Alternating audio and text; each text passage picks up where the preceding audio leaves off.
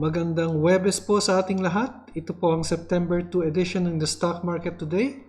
Ito po ang inyong lingkod, Benji Chidoro. Ako po ay isang retired bank officer na nagsimula mag-invest sa Philippine stock market noong 2007. At ginagawa ko po itong report araw-araw na sinimulan ko po last year.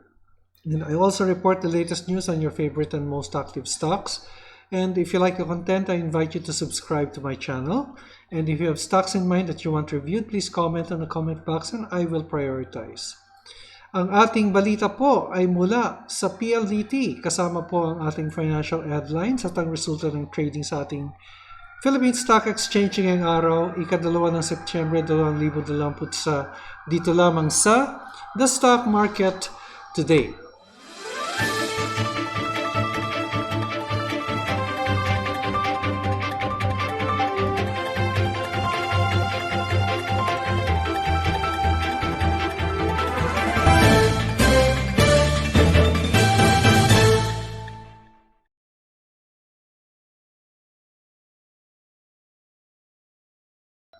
Okay po, so simulan po natin ang ating mga headlines courtesy po of BDO Securities. September 2, macro news, Philippine PMI falls into 15-month low in August due to ECQ restrictions. PMI means Purchasing Managers Index. I don't know what this means actually, yung PMI. Well, first time I heard of it. The next bullet is BOC exceeds August revenue target, which is a bit of good news. And then on the company news, SMC's MRT7 trains cars to start arriving next week. But that is not our financial headline. Our financial headline is on TEL. TEL to double domestic network capacity by year-end, and we'll be looking at SMC and TEL later. And then DNL sets coupon rates for maiden 5 billion bond offer. And then Philippine bank lending slips for 8th straight month in July. So let's now go to our main news. Actually, tinignan ko lang po ito, but our main news is actually PLDT, or TEL to double domestic network capacity by year-end from the Philippine Star. Telco giant PLDT is set to almost double its existing domestic network capacity by the end of the year to ensure seamless delivery of more data-driven services. PLDT is expanding its domestic network capacity to 92 terabytes per second by year-end, almost doubling its existing total capacity of 55 terabytes per second, and is more than triple its 30 Tbps capacity last year. The increase in its domestic network capacity will offer individuals, homes, businesses, and future subscribers faster connectivity and ready access to more bandwidth-heavy digital services such as video streaming and work collaboration tools. We continuously invest in expanding our network because this ensures the best end-user experience and empowers our increasingly connected societies, while our customers' digital lifestyle rely on strong connectivity. PLDT Smart Communications Inc. President and CEO Alfredo Panlilio said, "We are increasing this backbone capacity ahead of the demand of us doing so ultimately allows us to enable fellow Filipinos to thrive and ensure a better future," Panlilio said. PLDT's domestic network capacity expansion complements the group's growing international capacity that helps direct data traffic going in and out of the country. The telco has participation in 15 international cable systems that will see an increase in network capacity once the Jupiter cable system becomes operational next year.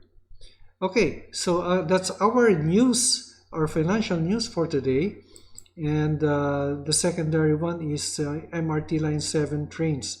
Pero next year pa po ang implementation or completion itong MRT7. Ano po? Okay, so let's now take a look at the happenings in the Philippine Stock Exchange and the Philippine Stock Exchange Index. The PSEI gained 48.72 points today, 0.72% up, and it is, hindi ko makita masyado yung candlestick pero 48.34, yes, 48.72. So almost flat po ang PSEI. Konti lang yung kanyang gain, ano? Almost 1% or less than 1%. And our indicators are still under the candlestick, which means that this is bullish. RSI is bullish at 57 to 58, 57, almost 58. Ngayon, kung titingnan po natin ang market summary, 110 companies advanced, 86 declined, while 58 remained unchanged. The all-share index also moved upwards by 0.4%, while all our sectoral indices are up, and this is led by mining at 2.11%. So meron ba tayong mining dito represented? Mukhang wala no? Tignan natin ang isang mining, siguro si SCC, no? Tignan natin si SCC. Mamaya tignan natin siya. And market status naman, we'll be reviewing the following stocks: SMC, TEL, DNL, BDO, MBT, SCC o Samirara, ACEN, and AP. If you have stocks in mind that you want reviewed, please comment on the comment box and I will prioritize. So, tingnan po muna natin si SMC. Okay, SMC is up, but the candlestick is just touching our indicators, or our indicator, the short-term indicator, EMA20 at 109.91, almost 110. So it's bearish to sideways po ang kanyang movement, with RSI at, well, I would say bearish to neutral at 49. While yung support ni SMC ay nandito po sa area nito, 104 to 105 po yung support area ni SMC. And then TEL, I think lumarga ngayon si TEL, ano? Yan.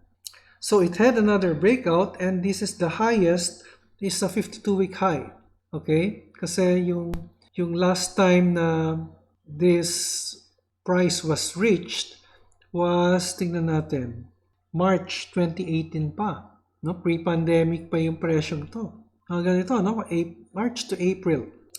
Mga early April 5 yung nakikita ko dito. Masyado ng maliit yung mga candles dito. So mga April 2 niya na-reach ito. Tapos it went down, then went up again, then went down, went up again. So ganun pong storya ni TEL, ano? And may special news ba dito? Or it's still that news on foreign investments, ano? For TEL. So yan po si TEL, it's bullish. RSI is overbought at 84. So, ingat lang po tayo kung overbought ang isang stock. Anytime po, pwede mag-reverse po ito, no? Meanwhile, ang support level ay nakikita ko po dito sa area to. 1460 to 1461 po yung support area. And the next after that is nandito na po sa area to. Nasa 1340. 1340 yung next support area after that. Pero lumarga po siya ngayon. And actually, it's a solid green candlestick, but the volume is just a little above average. So I wouldn't say that this is a legitimate, the term is legitimate breakout. Kasi dapat may volume po yung surge. Tulad nito at nito, no? Yung August 25 at August 26, meron siyang volume. Ito, just a little above average. So pwede nating sabihin it's as solid green candlestick that is driving up the stock, and followed by 3 days of consolidation, yung flag type consolidation. So yan po si TEL, at kung may hawak kayo na TEL ay maaring tumaas pa ito dahil kay BDO Securities ang presyo ni TEL ay 1600, ang kanyang presyo dito 1603. So, maliit na lang po yung upside, mga 8% na lang, no? Pero may upside pa rin, kumbaga. So, congratulations po sa nakabili kay TEL dito sa mababa, no? 1330 o sa 12.30 po, kung nakabili po kayo dito, dahil the price was such a bargain and it had 2 or 3 breakouts in the past week. Yan po si TEL. And then DNL. Okay, DNL naman ay tumaas din, second successive green candlestick, but our indicators are just piercing through, no? Indicating that this is just probably a sideways movement with RSI at 53 because it's the second day already, so nakikita ng indicators natin na nagiging bullish na yung stock. In the meantime, ang kanyang nearest resistance nandito po sa 850. The nearest support ay nandito po sa area to, sa 8 pesos. 850 and 8 pesos. Yung nearest, 8 pesos po yung nearest support while the resistance is at 850. And then, BDO. Yan, BDO, tumataas siya, no? And nasa resistance area na po to. The next resistance would be here at 117. 115 po actually ang resistance level ng BDO, and the next higher would be 117. And RSI is bullish at 57 or 58. And then tingnan natin din si Metrobank. Okay, Metrobank is bearish. Yung ating indicator is just above our candlesticks, and support is here at actually support level po ito. At the next support level would be at this level here, 73.70 to 73.80. And then SCC, ito yung mining natin. Representative ng mining. Yan, tumaas siya and there is volume here. Oh. Meron siyang volume. Hindi naman siya ganun kalaki, no? 16 centavos lang. The thing is, for the past 2 days, there was volume in the stock. So here, the previous day, there was a solid green candlestick which had a 5, almost 6% increase. Ngayon is just 1%. But our indicators are under the candlestick and I would say that the stock is bullish. Yan po. Kung titingnan po natin yung next resistance rather, it would be here. Yan, sa 2130 po. 2140 po yung next resistance level ni Semirara based on a 1-week chart. And then, tingnan po natin si ACEN. ACEN, lumalarga din to. Yan, no? 1820 or kano to? 999 pala. Iba pa yung nakikita ko. It is bullish with it reached an all-time high today, a 52-week high of 1014 today, no? Meaning na ito na yung pinakamataas na level niya since July 5 of this year, yung 1014. But it settled at 999. Ngayon, ano yung press release nitong si ACEN? Tingnan nga natin kung merong nagda-drive sa stock. I think it's still their good projects, eh. Okay, so it is bullish with RSI at 67.27 with support here at 940. And then finally, we have Aboitiz Power or AP. Lumalarga din to. Yan, no? So may above average volume siya. Maliit lang. Yung hindi siya talaga spike. It's just a little above average. However, the RSI is overbought at 82. Almost 83. So it settled at 29.30, up 3.17%. And again, this is the highest, the 52-week high. This is the highest since June 2020. Actually, si Aboitiz, umabot siya ng 40 pesos, ha? So it's getting there already. And in fact, at one time, it had reached 46 pesos. Pero mga 30 pesos, 32 lang yata si BDO na mura. Tingnan natin si Aboitiz.